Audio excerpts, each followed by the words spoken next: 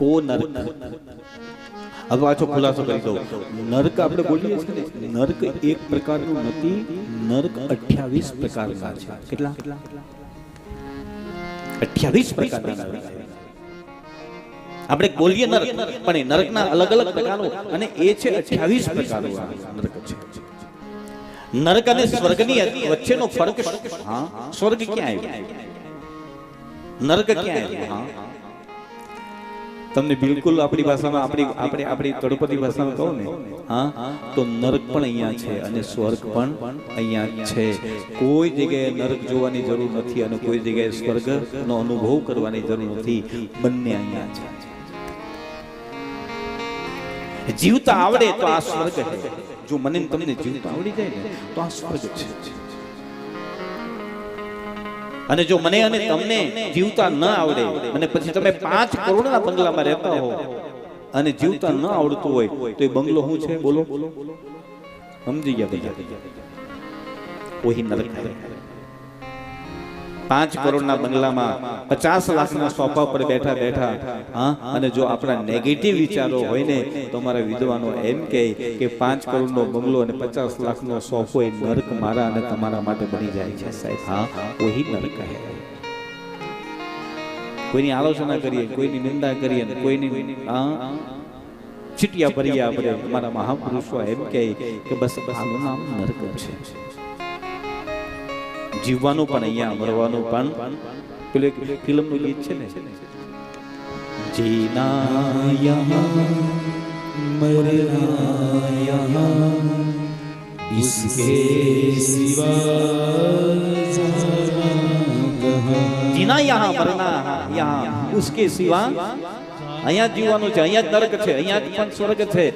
અને વાતે સાચી નથી. મેન તમે કોઈ નરક જોયું કે નથી સ્વર્ગ જોયું? અને જે ગયા છે સ્વર્ગમાં એ કોઈ આપણે મેસેજ નથી કર્યો કે આવી જાઓ, ડુંગરા કરતા અહીંયા મજા છે.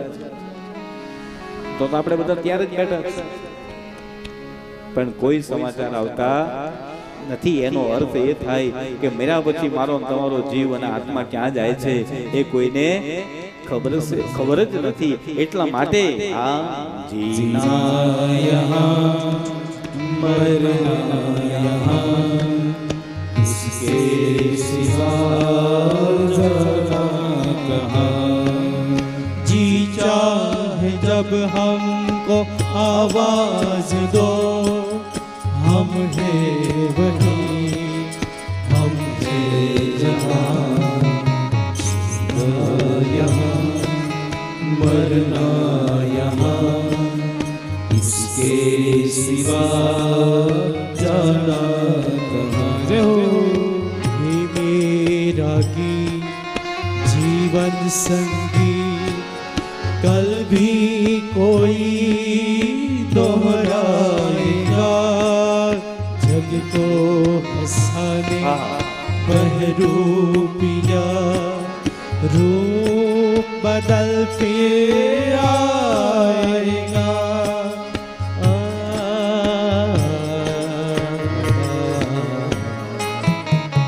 स्वर्ग यही नरक यही, इसके सिवा जाना कहाँ. जीना यहाँ मरना यहाँ, इसके सिवा વિદ્વાનો એમ કહે કે અહીંયા જ નરક છે અને અહીંયા જ સ્વર્ગ છે. આપણે તો એનો આનંદ લેવાનો છે. જીવવું શું, કેવી રીતે જીવવું? જીના ખાવું પીવું મોજ મસ્તી એ જ ખાલી જીવન નથી મેરે ભાઈ બહેન. ખાય પીને મોજ મસ્તી તો ગધેડાના શ્વાન પણ કરે છે. આપણે તો માનવ છીએ. હા, આપણે કોઈ પૂછે કે તમે ધરતી પર શું કામ આવ્યા, તો ધરતી પર ખાલી ખાવા પીવા મોજ મસ્તી કરવા માટે આપણે નહીં મેરે ભાઈ બહેન. જીવનની અંદર કંઈક આધ્યાત્મિક આત્મકલ્યાણ કરવા માટે મને તમને આ પરમાત્માએ આ ધરતી પર મોકલાવ્યા છે.